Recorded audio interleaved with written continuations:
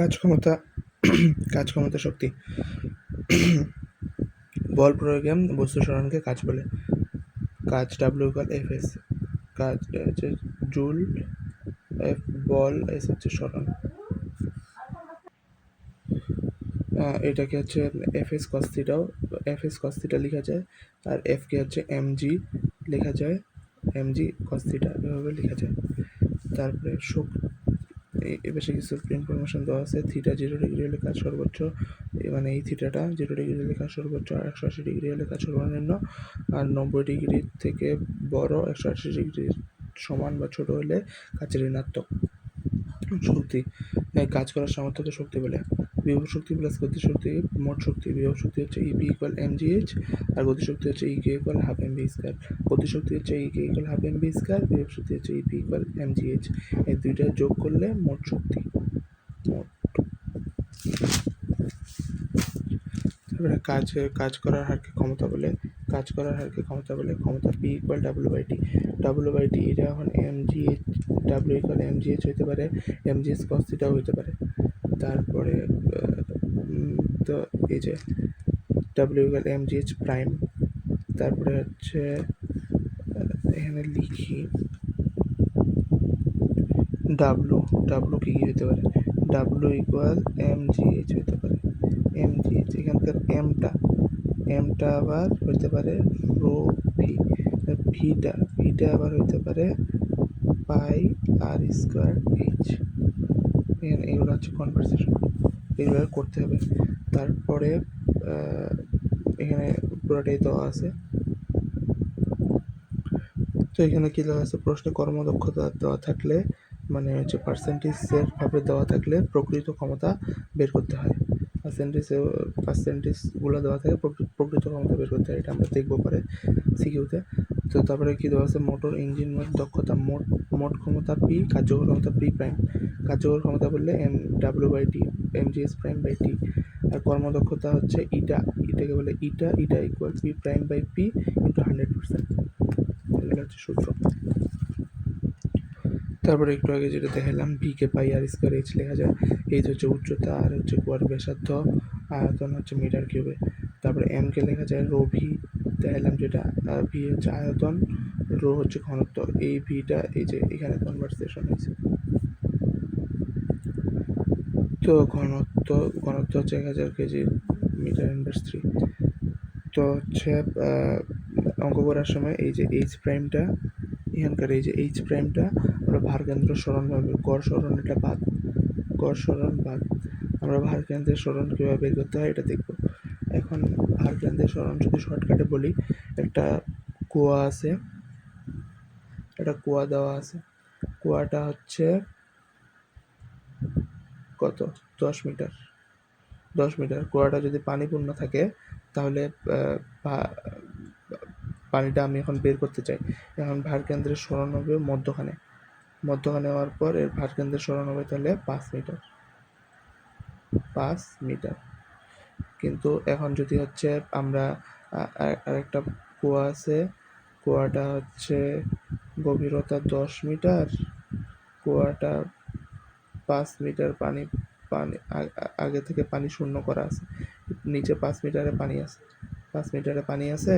তো এখন বলছে পানি শূন্য করতে। এখন যদি পানি শূন্য করতে তাহলে হচ্ছে ভারকেন্দ্রের সরণ হবে এই যে এখানে 5-এর অর্ধেক, মানে ভারকেন্দ্রের সরণ এইচ প্রাইম হবে 2.5 মিটার, সাথে যোগ হবে এই 5 মিটার, এই যে উপরে যেটা হচ্ছে ফাঁকা ছিল এটা 5 মিটার, এটা যোগ হয়ে এইচ প্রাইম হবে। তো সামনে আমরা আরো ভালো করে দেখব।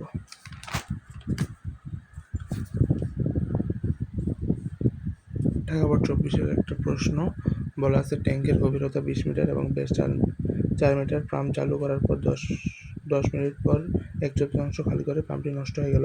পরে অন্য একটি পাম্প দ্বারা বাকি পানি খালি করা হলো। বাকি পানি খালি করে ট্যাঙ্কের গভীরতা দেওয়া আছে 20 মিটার, ব্যাস এই যে এটা দেওয়া আছে 4 মিটার। তারপরে বলছে কি, পাম্প চালু করার 10 মিনিট পর 1/4 খালি করে পাম্পটি নষ্ট হয়ে গেল। 1/4 খালি করে মানে কতটুকু, মানে 4 ভাগ, 20 মিটারে 4 ভাগ, 2.5 মিটার। না না, 4 ভাগ হচ্ছে 5 মিটার, এই যে 5 মিটার এতটুকু খালি করে পাম্পটা নষ্ট হয়ে গেছে। পরে অন্য একটি পাম্প দ্বারা পানি হচ্ছে পাম্পের ক্ষমতা, প্রথম পাম্পটার ক্ষমতা নির্ণয় করতে বলছে। ক্ষমতা নির্ণয় সূত্র কি? P equal W by T, W হচ্ছে এমজিএস প্রাইম বাই টি। তো এখানে হচ্ছে আরেকটা কথা বলে রাখি, এই পাশে দেখানো উচিত ছিল। এখানে এই যে এম, যেটা হচ্ছে এম থাকে যেটুকু খালি করব তারপর, এমটা হচ্ছে যতটুকু খালি করব তারপর, এই যে এখানে দেখি, এখানে দেখলে বুঝতে পারবো। হ্যাঁ, ক্ষমতা নির্ণয় সূত্র P equal W by T, W হচ্ছে এমজিএইচ প্রাইম বাই টি। তো এখানে এমকে আবার ভাঙাইলাম রো ভি, আর ভিকে আবার ভাঙাইলে হবে পাই আর স্কোয়ার এইচ। এই যে ভিকে আবার ভাঙাইলে হবে পাই আর স্কোয়ার এইচ। তো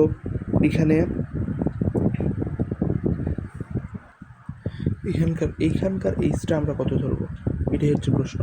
এখানকার এইচটা ধরবো যতটুকু খালি করা হয়েছে, খালি করবো কতটুকু, 5 মিটার, 5 মিটার খালি করছি, এই জন্য এখানে 5 ধরা হয়েছে। যতটুকু খালি করবো ততটুকু এই এইচটাতে ধরতে হবে। তো এটা ধরলাম পাই আর স্কোয়ার এইচ, আর হচ্ছে রো তো 1000, জি 9.8, এইচ প্রাইম কত, 5 মিটার খালি করছি, তাহলে ভারগন্ধের সরণ কি অর্ধেক না, 5-এর অর্ধেক 2.5 মিটার। ভারগন্ধের সরণ এইচ প্রাইম হচ্ছে 2.5 মিটার, টি 10 মিনিট 600 সেকেন্ড। তো এখন এখানে দেখি, এখানে পাই আর স্কোয়ার এইচের মানটা বসাই দিচ্ছি 62.83, 1000 ইন্টু 62.83, ভি এর মান 9.8, অ্যান্সার আসছে এত। এই অ্যান্সারটাকে যদি আমরা, এটা আসছে ওয়ার্ড 1 এইচপি সমান 746 ওয়াট, 746 ওয়াট, মানে 1 হর্স পাওয়ার সমান 746 ওয়াট। এটাকে যদি আমরা এখন 746 দ্বারা ভাগ করি, এটাকে যদি আমরা এখন 746 দ্বারা ভাগ করি, তাহলে আমরা এই যে 3.43 এইচপি পাবো। তারপরে কি বলছে, দ্বিতীয় পাম্পটি যদি বাকি পানি 20 মিনিটে শূন্য করতে পারে, তাহলে কোনটির ক্ষমতা বেশি? দ্বিতীয় পাম্পটি যদি বাকি পানি 20 মিনিটে শূন্য করতে পারে, দ্বিতীয় পাম্পটি বাকি পানি মানে কত, 15 মিটার পানি 20 মিনিটে শূন্য করতে পারলে পাম্পটার ক্ষমতা নির্ণয় করতে বলছে। তো এখানে আসো, এইচ তাহলে দেখো এইচ কত হবে, 15 মিটার হবে, বাকি পানি 5 মিটার তো আগে গেছে। তারপরে এইচ প্রাইম এখন তাহলে কত হবে, এই যে অর্ধেক, এইচ প্রাইম 7 মিটার, 7.5 মিটার, 15 অর্ধেক 7.5 প্লাস কত এখানকার এই 5টা, কারণ এখানে ফাঁকা ছিল। তো প্লাস 5 এই এইচ প্রাইম বের হলো। টি তো দেওয়া ছিল 20 মিনিট, 20 ইন্টু 60 1200 সেকেন্ড, রো হচ্ছে 1000, আর দেওয়া আছে আর দেওয়া আছে, ব্যাস দেওয়া ছিল 4 মিটার, আর হচ্ছে ব্যাসার্ধ তাহলে 2 মিটার। ব্যাস হচ্ছে বড়, ব্যাসার্ধ হচ্ছে কম, তো ব্যাসার্ধ হচ্ছে 2 মিটার। তো ইনফরমেশনগুলো বসাই দিলাম। এমজিএইচ প্রাইম সব তো দেওয়াই আছে, পাই আর স্কোয়ার এইচ ভি। এখানে এইচের মানটা কত হবে বলো দেখি। দেখো এখানে এইচের মানটা কত হয়েছে, এইচের মানটা কিন্তু এই যে এখানে 15। কেন 15? কারণ হচ্ছে আমরা 15 মিটার পানিটা বের করবো, এই জন্য এইচের মানটা 15 হবে। যত মিটার বের করবো এইচের মানটা তত হবে। রোর মানটা তো ওই যে 1000 পাই, আর তো 2 15, এখানে 15 হয়েছে, এখানে কিন্তু হয়েছিল 5, কারণ আমরা 5 মিটার খালি করছিলাম। এখানে হচ্ছে 15, কারণ এখানে 15 মিটার খালি করবো। তো তারপরে 9.8, আর এইচ প্রাইমটা 7.5, 1200, এত ওয়াট, এত এইচপি। প্রশ্ন বলছিল দ্বিতীয় পাম্পটি যদি বাকি পানি 20 মিনিটে শূন্য করতে পারে, তাহলে কোনটার ক্ষমতা বেশি এটা জিজ্ঞাসা করছে।